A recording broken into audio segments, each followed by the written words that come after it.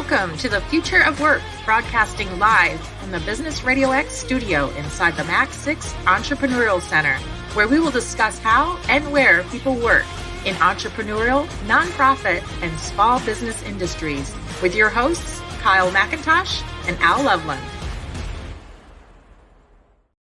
Welcome, everybody, to Season 2, Episode 4 of the Future at Work podcast. My name's Al Loveland, and I'm here with the great Kyle McIntosh. And we have two amazing guests today.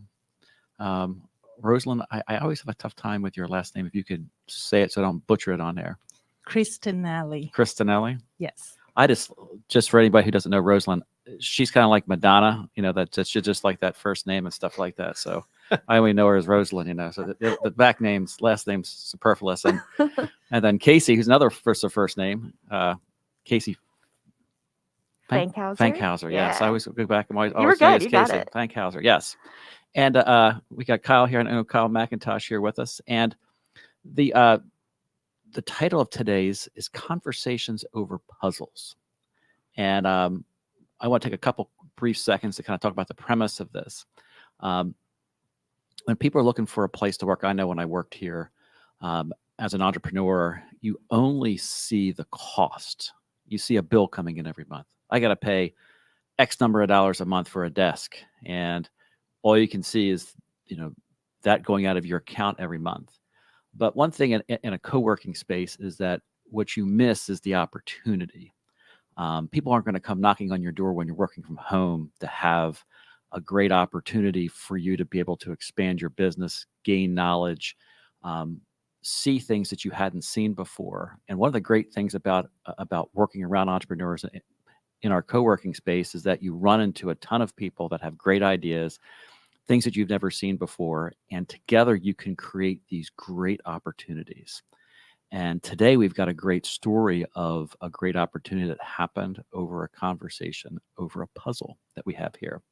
So it's like people that you haven't met before. And so first what we want to do is go back and we're going to introduce our guest and take me a little bit of your background. And what I like to do is to take us from, kind of like you're forming things from college and high school, and take us to how you've gotten here, just a little bit of your background so our people can kind of get to know us. So Rosalind, take us on that journey. You do know that I'm almost 60 years old. From college, that's a long story. Well, do a Cliff Notes version. Why are you here sitting here today? Yes. So I was actually a librarian by training, and I went to graduate school in the United States. But about 14 years ago, that I became a real estate agent because my second child was born, and a difficult late life pregnancy, and made me a stay-home mom. And I got really, really bored. I cannot do the stay-home mom things, trust me. So I got into real estate, and then the whole thing is just a history. So right now, 14 years later, I have my own business. I'm an owner of my own real estate brokerage. We do residential, commercial, and property management, everything. What got you here to Max 6? So I met Kyle at the Good Business Summit. That's before COVID. I lose track of all of this stuff, but yes, I do remember that. In 2019. So it's if people don't know about Good Business Summit, it's a conference put together by Local First Arizona, and I'm a big fan of Local First. So, and then I talked to Scott, Kyle's dad, and loved the concept. And so I've been a fan. And so as soon as the COVID hit and we all working from home, I actually is thinking like when my husband started working from home, I not wait to get out of my home office. So that's how I ended up at Max 6. Okay. And probably, I would say, outside of Kyle, the person who's most tenured here at Max 6 right now is you, Casey. So take us, because you've been here, left, and been back again. So take us through your journey. Yeah. So I ended up at Max 6. I work for SciTech Institute. We're a STEM education nonprofit focusing on really connecting people around STEM, whether it's business, school, libraries, nonprofits.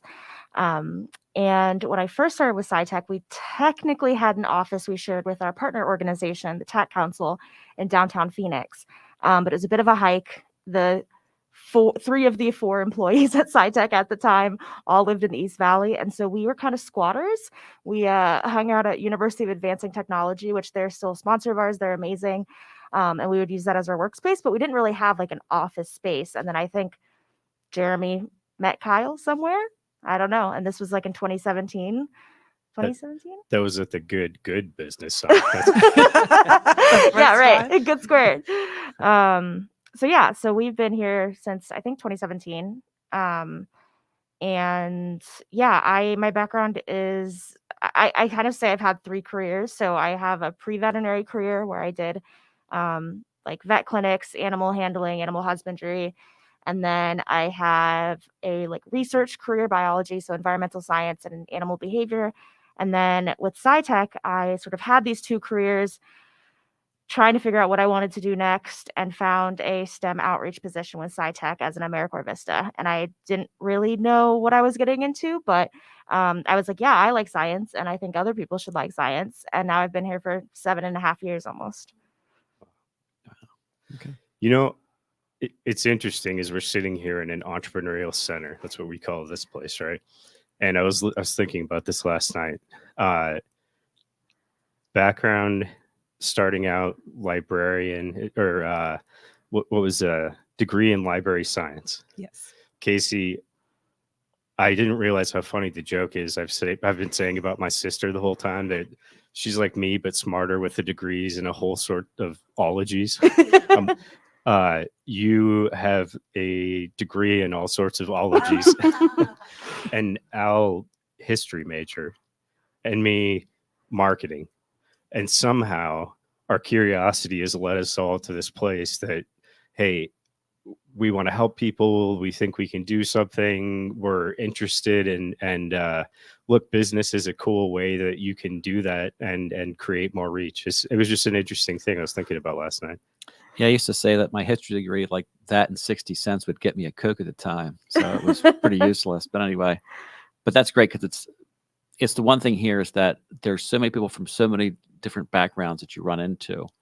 And so before we get into the main topic, take us through like your day-to-day here. And this is when, especially with Rosalind, is it's sometimes she's not a realtor.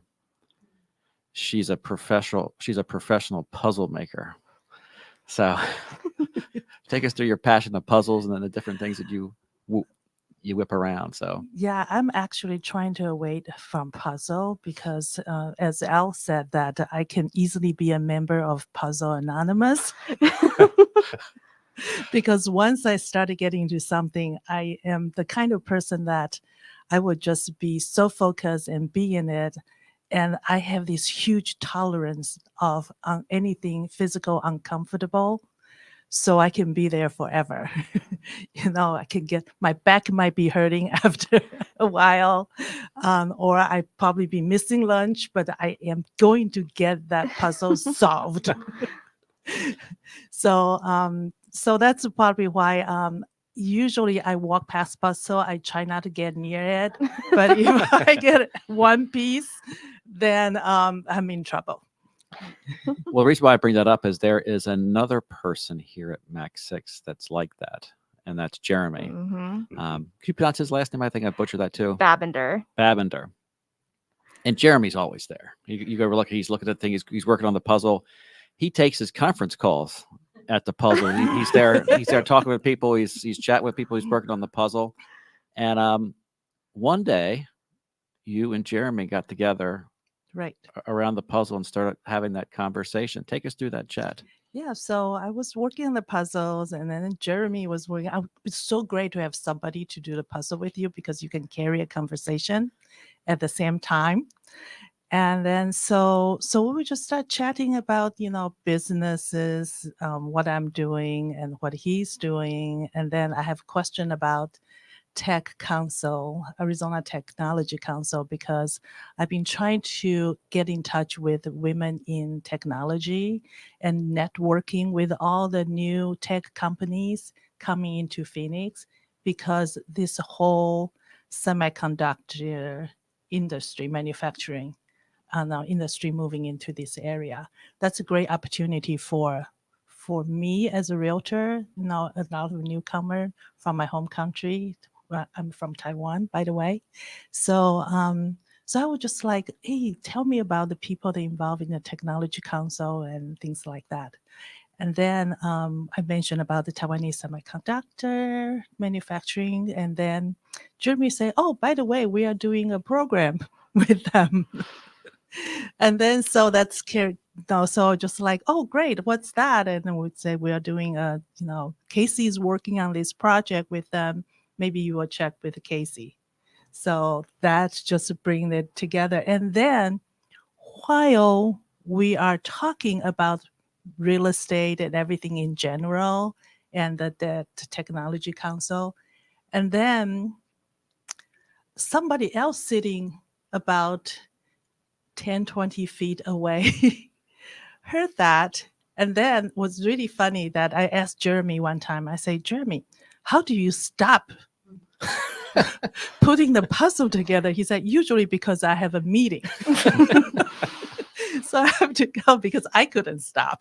And then so the person that overheard our conversation about real estate and then came up to the puzzle table and said, hey, do you have some time? I have some questions for you. And that was, so I turned to Jeremy. I said, hey, I got a meeting. Have to go.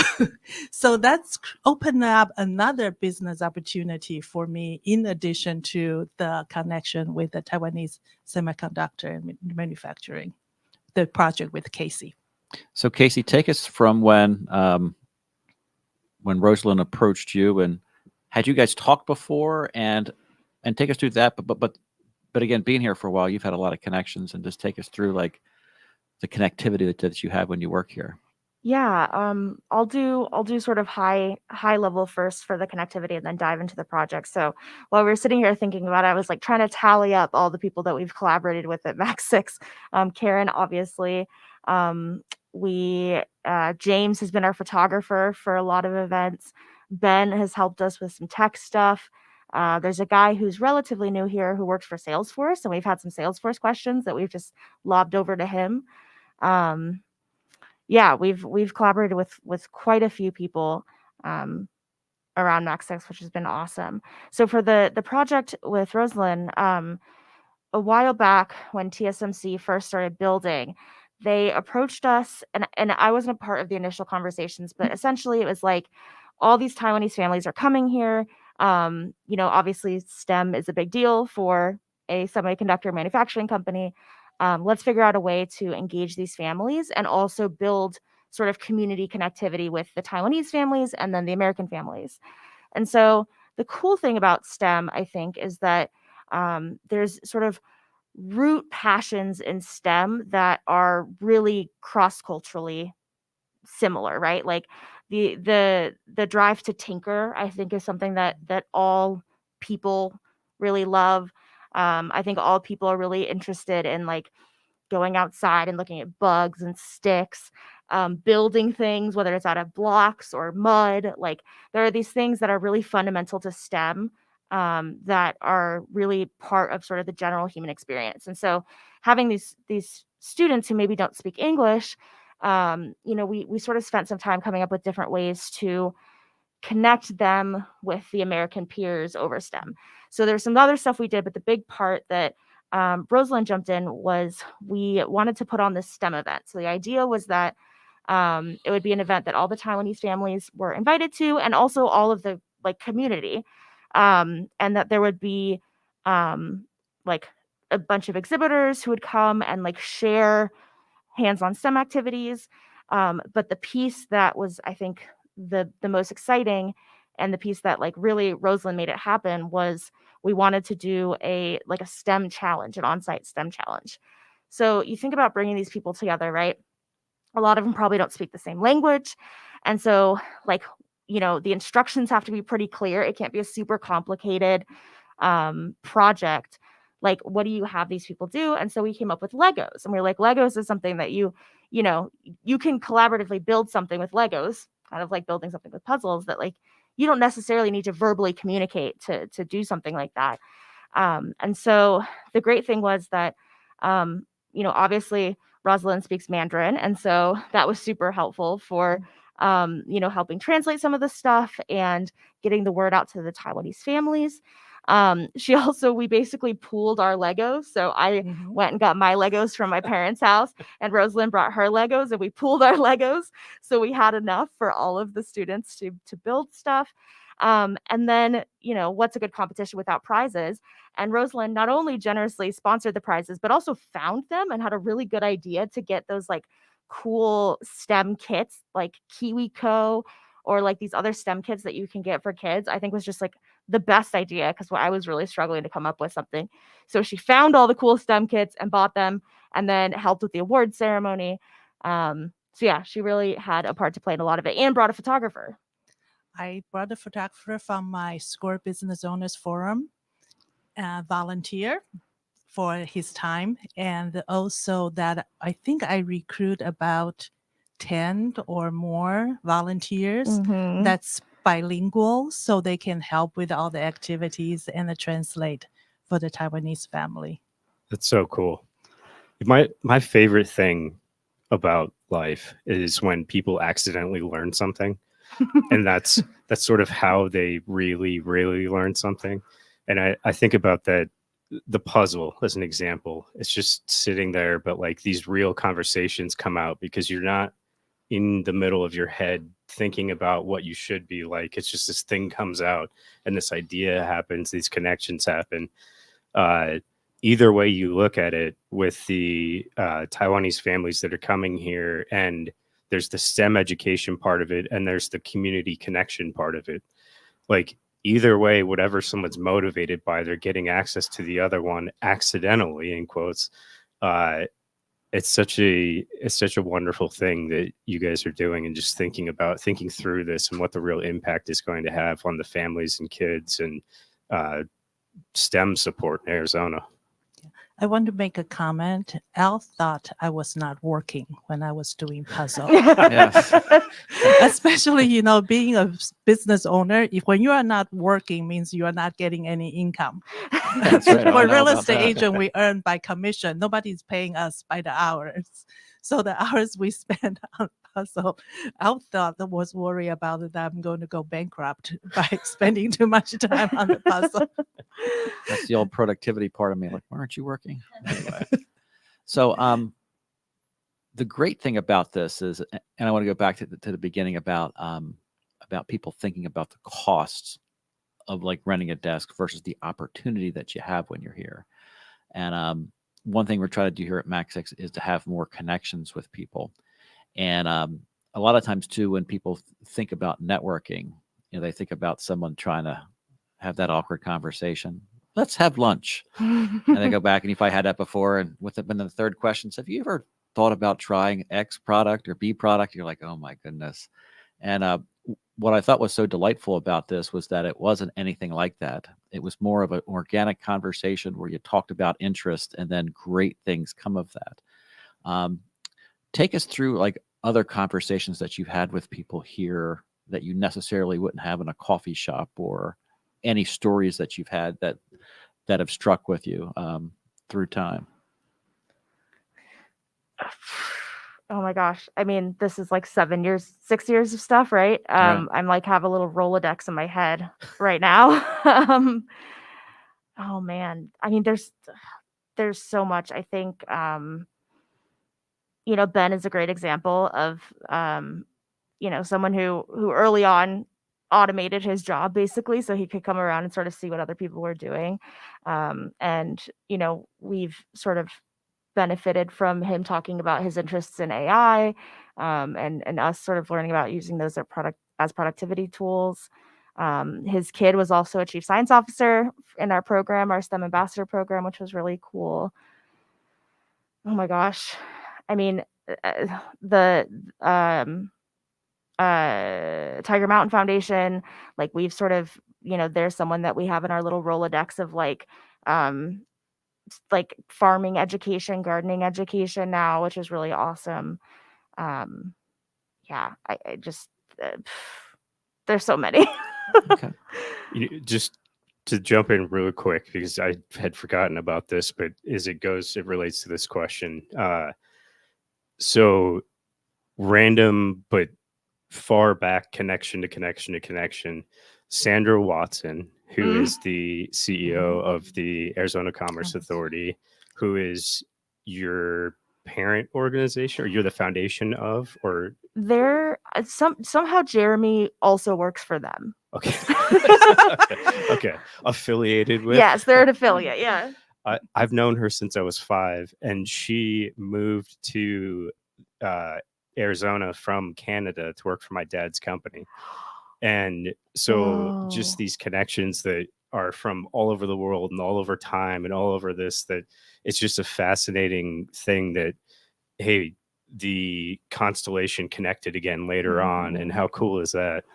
There was a guy I met at the Tiger Mountain Foundation, the big event that happened a couple of years ago, sort of the grand opening sort of thing. And I was chatting with him, and he ended up going to my high school. And I mean, I don't meet very many people who've gone to my high school. It's in North Phoenix. It's not a very prestigious or well-respected school. And so you don't hear people who have gone there. And I was like, oh, cool. Right. It's fascinating. It is. Yeah, and then I want to say that when I get a desk from Mac 6, I was just trying to escape the home environment. But I actually found out that I not just rent a desk, I'm actually got into a community. It's not just a desk, it's a community of great people working here. And like my connection with SciTech and to the Taiwanese Semiconductor, and then I have clients here, right? That have people like a desk away became my clients, purchased their first home, and then I have other people come in and ask me real estate question and about real estate investment. I held a workshop here, and the SCORE Business Owners Forum used this place as a home. And then from doing puzzle, talking about real estate, people overheard what I do. And then I was able to refer people to structure properties because my clients happen to be moving to Bay Area and needing a rental. So those connections, sometimes like a chain reaction, you can just like keep track back 5, 6, 7, 8, 9, 10. And those are going to be the business I am going to have for the years to come. So sustain me till I retire, I guess. Yeah, I think too, like, you're talking about, I just came here for a desk to escape the home office, thinking about like office culture, right? Like there's parts of office culture that, I think people like there's the social aspect, there's the connections aspect. But the nice thing about being in a co-working space is you don't actually work with most of the people here. So like, I think if you're at an office and you work with everybody, right, there's a little bit of this undertone of like, if you're talking over the water cooler, like, there's this sort of maybe undertone of like, oh, this person didn't, answer my email, or like whatever it is, right? Like there's all of the stresses that come with, a workplace and sort of the how workplace dynamics sort of affect interpersonal relationships in a company.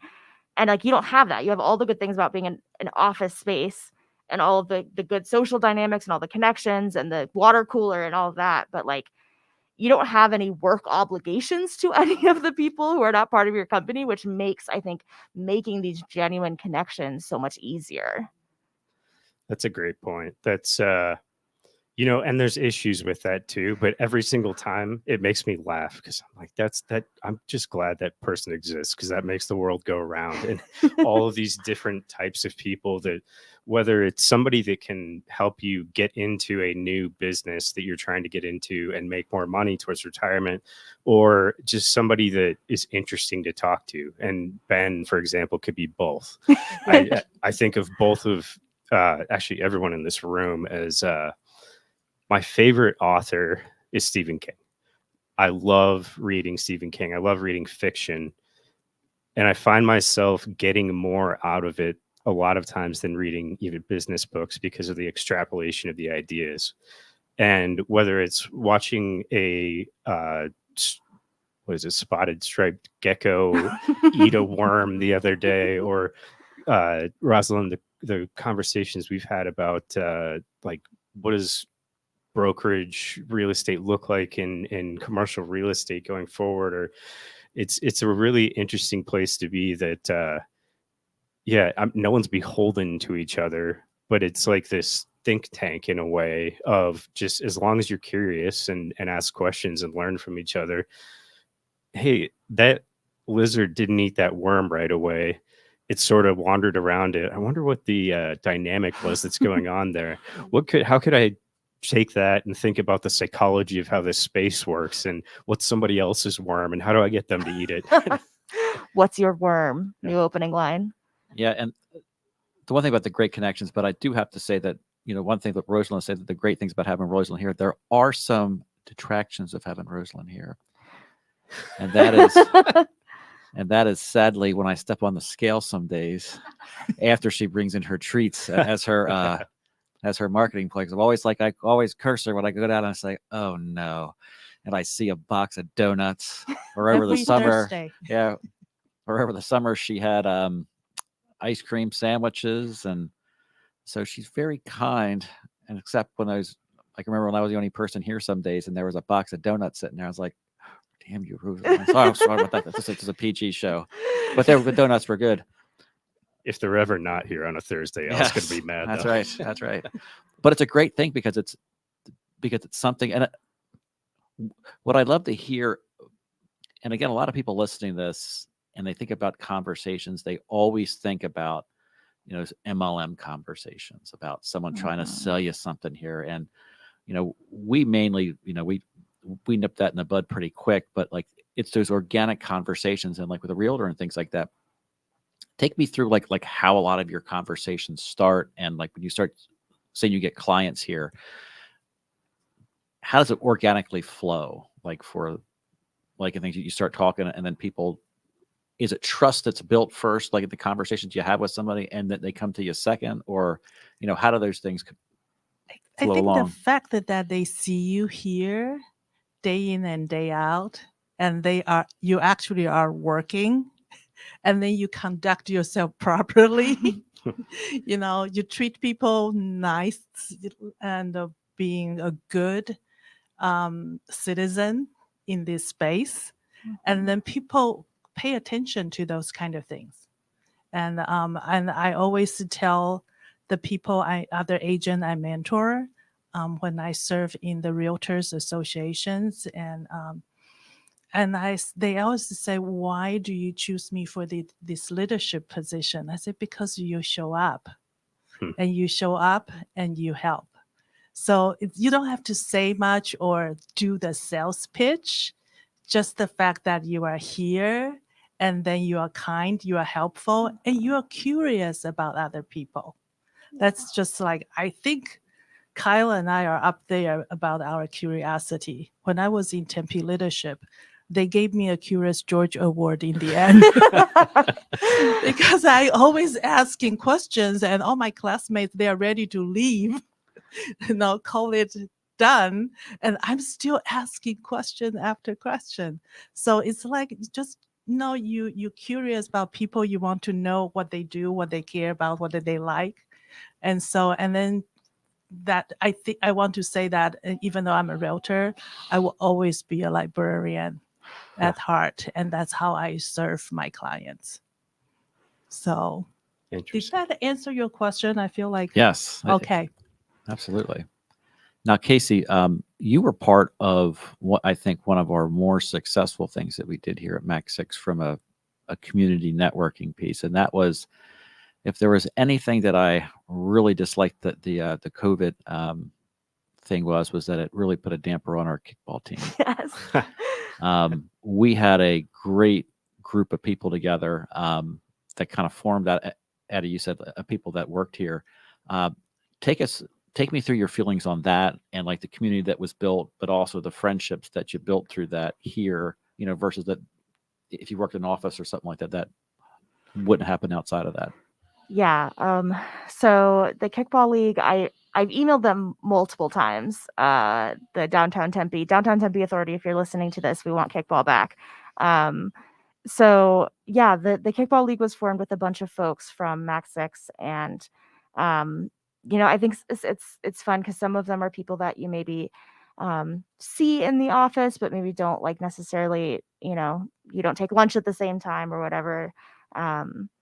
And so it was really fun to have a chance to connect outside of work. And then I think the best part is coming back to the office the next day and having stories about, oh, hey, there's our home run guy, right? Like, and I think it brought a lot of that team dynamic really back to the office too. Yeah, I think that like one of the things that you read about in the culture is that piece of loneliness that people have. And, like when you work from home, and the thing that Rosalind said is like when you're at the place, especially for myself, I was a single entrepreneur that worked in my house. And I remember for me to kind of get out of the house, I used to go to the Tempe Public Library. I remember I went there the first time and back to the librarian. I said, it might be me and two other librarians, but I was shocked down there that there was a ton of people. And then I came here and part of it was just that personal interaction that you had with people, because sometimes, when you're single or, you're a solopreneur or you have a couple people you work with, it's having that community and that team around you that you get that, that feeling. And what's great here is that you're able to talk to people for a couple minutes. Ben back in the day may have been 10 minutes, but like, part of it is that you're able to kind of come into a place and work with like-minded people that come in and work hard, and you're able to kind of share those stories, and it makes you feel a lot better, because a lot of times people get home and they work home, and I was reading things where they're getting out and driving around the block, just to be able to get out of the house and just having that feeling of being able to check with people. And then Rosalind, take us through your journey with our person over at the gym, Scott, and working out over there, and then also some of the work that Scott's doing with your My child. your child. Yes. my handful child. Yes. Yeah. So one thing about Scott usually say that to get people to motivated to work out in the gym is really the convenience, right? If it's not convenient, you're not going to show up. For me, my time is really, really because I'm involved in so many things. I volunteer for multiple organizations. I hold leadership position in my realtor associations. Plus, I have a business and I have a 14 years old. So the fact that I can work out, and for Scott at the gym to have a great program for me, and I got everything down in and out in 30 minutes. So that's wonderful. And then I can take a shower and get back to my desk. So I don't have to struggle juggling several things. And then the other thing is I will not work out for myself. But if I have an appointment with Scott, I will hate to fail him. Then I will show up. That's just me. It's like always, sometimes I feel bad I put other people first, but that's just so I will use that to trick myself to do things for me. And then Scott has a great program. When I went to Yellowstone in the summer, I was so happy. I spent several months before that with Scott because I could do that 10-mile hike, and then or going down to the canyon trail, drop 700 feet down there and then be able to get up. I did have to stop a couple times, but I was able to get up. It was just very, very beneficial. And then now my son, he has been a swimmer. However, ever since he found his competitive edge, he probably get too passionate and he swam too much. He's another person that who can swim for 1.5 hours nonstop, like me doing puzzle. So he injured his shoulder. So we have to not kind of pull him back. And then again, being a social kid, it's how boring it is doing the physical therapy on your own, right? So I enlist Scott's help. And then Scott's turned out also to be a very good mentor. And for a teenager, you always struggle with things. You at home you have power struggle with your parents, and at school you have power struggle with your classmates and your teachers, right? So Scott, it's wonderful to be another person right there. They will listen and give him advice that's not from his teacher or his parents. Scott plays that role with me too and gives me advice all the time when I'm acting up. Right. So I think my child, my 14 years old, love hanging out at Mac 6. I hope that Kyle is not going to charge me for another desk. It's been so that I hadn't thought about that before, but it's been so fun watching kids grow up here over the years. When Chrissy first got here and Tarek was 12, Mhm. I saw him at dinner the other night. I was like, "You're a full grown man now. What happened?" And yeah, like no, I'm not going to charge anything. Come in, kids. Come learn from everybody. It's such a cool thing to see that they're exposed to so many different ideas, or someone like Scott who can play a role in their life, and I love it. This is, speaking of our children, my dog comes into the office and it's her favorite thing, like every week. And that's when you were talking about like, how did these organic conversations start? It's either my dog, our leopard gecko, or our mascot is out, or our robot is out. So that's not really, I was thinking like, that's not really, utilitarian advice for people to get a conversation started, because not everybody has a dog, a lizard, a mascot, and a robot. So like I understand that might not be your approach. Puzzles is a good one. But I was thinking, and I had totally forgotten about this until we were talking about sort of Mac 6 stories. So gosh, it must have been in 2018.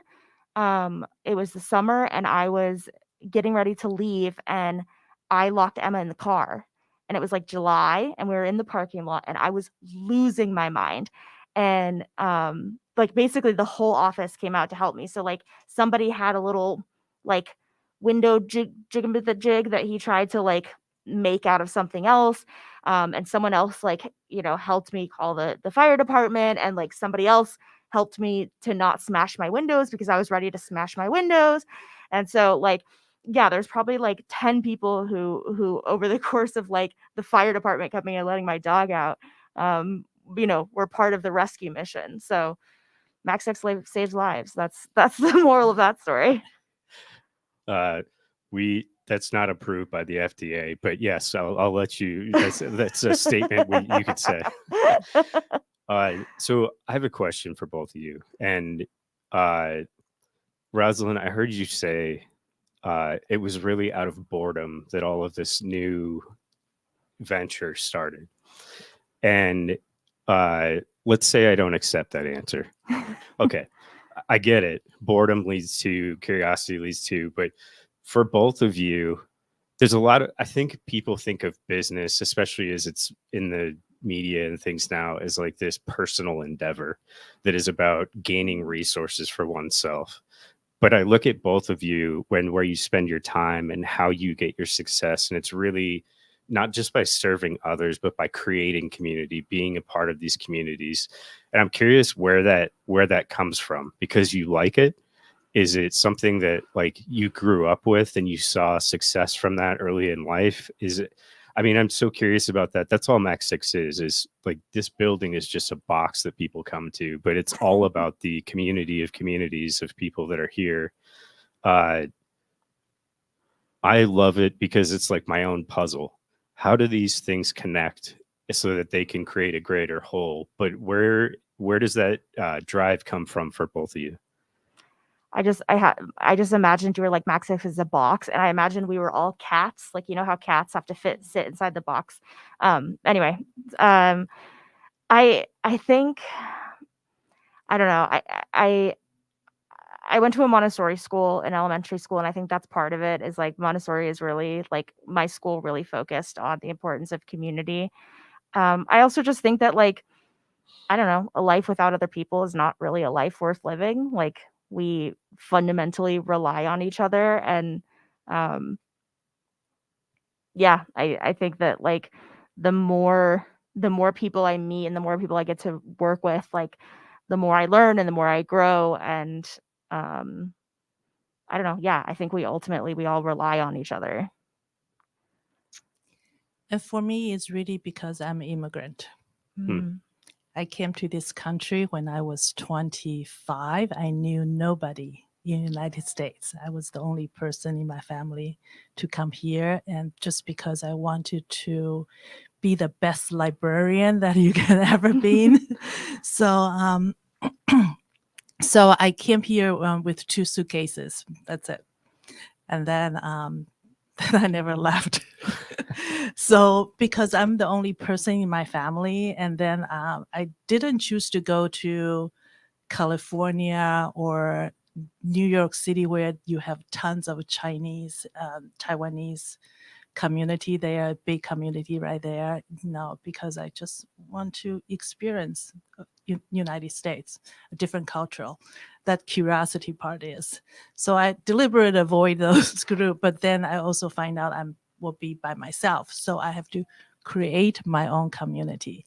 You know, real estate is a very cutthroat business, and everybody knows realtors and they have family member, they are realtors. I have no family members here. And then, so I really have to create my own. And so that immigrant experience also teach me that for me is really to reach out other people for help. It's a survival skill. Yeah, because when I was in the library, I couldn't, the story that Casey shared about how people help her here in Mac 6, that's me when I was working back in the library for 20 years. When, I have any kind of family emergency, I could be homeless one day if my supervisor at the library didn't take me into her house. And then that was, that incident, it was totally no fault of myself, and just something happened to me. And then so it's again, for me, it's just really the survival instinct right there. And somebody once told me that you are raised by strangers, because I've been in this country since I was 25. And to get to where I am right now I won't be here without all the kindness from other strangers. And that's why I just want to do it for other people. Like I know how difficult it is for the TSMC families to be totally uproot from their home and then be in this country. Even though they have company there, but the work is really, really stressful. They might not have the time to have everything all sink in and really settle in this culture and be there for their own well-being. And that's why I want to be there for them. That's awesome from both of you. And I think these are the business stories of real business, right? It's not usually about that. It's about me. It's about how can I serve these other people because of who helped me before, because I see a willingness and ability to connect all these things. I mean, that's real business right there. What you guys are talking about, it's so awesome. Yes, the kind of business. And then, Rosalind, you also have a talent, and one of our big projects for next year is the one of our conference rooms that we call the library. And take us to a little bit of your passion of books and the books that you have in there and the things that you like to read, and how that connection with people that you're able to talk to about those passions as well. Yeah, it's not the person who started it. Scott has that bookshelf up there in the second floor before in the co-working space. And you don't know how many times I go there and read all the titles. I have this habit. If I go to your house, And I would spend like probably a good 20 minutes reading what kind of books you have there. I study everybody's libraries at their home. And then so it's almost like Kyle reading fiction. I read the book titles, so I get to know you that way. And then so when the bookcase is moving to the little room right next to our desk, I'm just like, oh great, I can fill up all the shelves that's empty. So that's how that started. One interesting story, when I grew up, there was only 2 books in my house when I was a kid, because my family was so poor. We couldn't afford anything. And I didn't also realize that my mom is illiterate. I didn't know that until I was 40 years old. And so there was no book, and I love reading. And so when the neighbor kids gave me 2 boxes of books, I was so happy. Guess what I did? I put it in front of the driveway. We don't have a driveway because I'm from Taiwan, but it's kind of like the driveway. You put 2 boxes of books there and a couple stool there. I call all the neighborhood kids to come and sit down and read. Oh. And I was probably 2nd grade. Librarian in the making. Yeah, just because, I love reading. That's my escape from all the problem we have at home. Okay. And Casey, with something that came out in the news yesterday that I'm curious about, and you can talk about some of your experiences where they talked about the math scores dropping down. What things do you kind of see, like culturally and in your interaction with kids and things like that, and the lessons that you've learned, from working as an ambassador, in these, like the last 7 years have been pretty interesting with kids and things like that. For sure. I think the biggest thing tying back to this conversation is schools need community just as much as people do.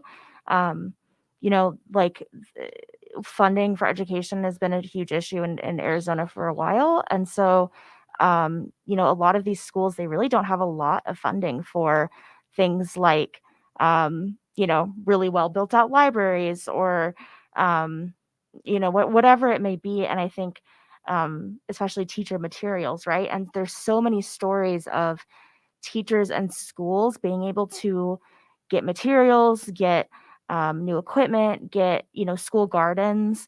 And then also, the kids being able to get real life experience and seeing how the things they're learning in school connect to, real life. And yeah, more and more, I think schools rely on community as much as individuals do. And so, for the math thing, I think one of the great things about STEM as an acronym, right? Like science, technology, engineering, math is, I was a big nerd. I am a big nerd. I really liked math. I thought math was great. I was going to double major in it or going to minor in it. And somebody told me it would ruin my GPA and not to do it. So I didn't. And that was very sad. But when I went back to grad school, I got to take some more math classes and it was really fun. But for most people, math is like, why does this relate to anything?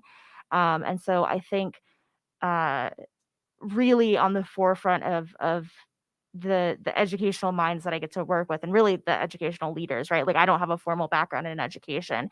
It is building not only the community around the school, but really building sort of the like network of connections for the students to understand how all the things that they're learning in school relate to each other and relate to the outside world. So I think moving forward, there's a lot of projects around pairing teachers with community partners. Like, if you're going to teach a math class, have an architect come in and talk about, how they use math in their job. There's also schools that are starting team teaching models. So rather than having, like your 7 classes and each one is a separate teacher, you have, or for, I guess, more for elementary school, you have a team of teachers that are working together. And so I think, we talk about how Arizona is sort of low in terms of educational attainment in terms of standardized scores, but I really think that we have some of the most innovation in public education of anywhere in the country. I mean, we just have people doing really, really amazing things, and it's based in community. Yeah, one of the big things that I remember over the past few weeks was, there's rather than around the water cooler when you're in, it's gather around your dog and having those chats there. And Ben's son, Helix, was in and was sitting down. And one of the things that you find, like you're saying before about teenager and about community is that sometimes they're always got a frown on their face, or they're sad, or they're not really engaged. And I remember I walked by and I looked down, it was a completely different kid. A big smile on their face. They were happy. It was like, he looks a lot of times and you're tired and stuff like that, typical teenager. But that day, because there's around people that you're in that community, around like-minded people, around something that you're passionate about, it was such a nice thing to notice, because it was like the one thing that you hardly ever see is a smile and a beaming smile that was there because you were around people. And that's so huge, especially when you're beginning to grow up, because it's like, it's finding people that have that similar passion to you, and you're able to share those things. And that's one big thing we like to be here, is to kind of connect people, because one of the things is like, I might not know, but I know somebody who does. Mm-hmm. And that's one of the big things that we want to kind of do here as a connector, and to be able to kind of work through those things, because it's a beautiful thing. And again, you see a lot of those great things that happen in here. So we're getting close to the end of our hour. So what I'd like to kind of do is just to get some final thoughts and take us through your, where we can find some information about you, your website. And go ahead, Casey, go first. Yes. Final thoughts. No thoughts, only vibes. Good vibes. That's a lot of pressure. A final thought, right? I'm like, I have too many thoughts and none of them justify being final. Okay. So SciTech Institute, you can find us at scitechinstitute.org, at SciTech Institute on Facebook, Twitter, Instagram, LinkedIn. We have the SciTech Festival coming up. So if you go on our website, you'll find partner organization STEM events, most of them free, happening all around the state for the next 3-4 months. Connect with us. And for me, being a realtor, if you couldn't find me online, I'm in trouble. So you can always reach out to me by search my name. I'm Rosalind Cristinelli, or my company, Reliance First Realty. And my email address, my cell phone number is all up there. And this day, I love connecting with people on LinkedIn. And so I have a LinkedIn profile too. I answer all of them. I might not get to it right away, but I will usually take time to clean those inboxes and then make sure I respond to everybody who reach out. I really appreciate, even salespeople coming and make sales call. They are there and they are hustling, and that's how they make a living. And so I really appreciate when people actually call the sales code. Now I'm a salesperson. I know what that is about. So how hard it is to take in rejection after rejection. So that's how people go. I'm going to, if I'm allowed to talk about Tempe Cares, I'm a Tempe Cares chair for 2024. So Tempe Cares is a community beautification project of 300 volunteers coming together to work on a project to make the community better. And this year we identified we will be working on the tree planting, and then the groundkeeping and the landscaping for Double Butte Cemetery. So if anybody can support us in any way, sponsorship, in-kind donation, or just help you recruit volunteer for the day, that will be the first Saturday in March, would appreciate it. Okay.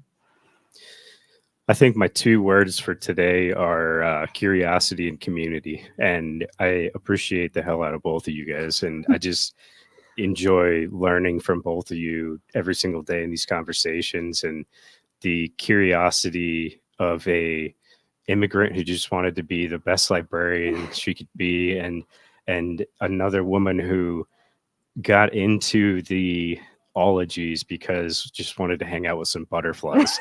And so to chase your curiosities and find your community this has been a great conversation. And thank you both. Thank you both for your time. It was a great, I always sit back and I would say, how am I going to fill an hour with people? And we always get to the close where we're getting to the end. And so thanks again. And to kind of close this with a final thought is that you never know what happens when you create a connection. And especially one thing here at Mac 6, we try to create those possibilities where you can connect, talk, and create something wonderful together. So thank you all for your time and have a great day. Thank you. You've been listening to The Future of Work with Kyle McIntosh and Al Loveland. The business world is changing around us. Why not thrive in an environment of flexibility, growth, and community?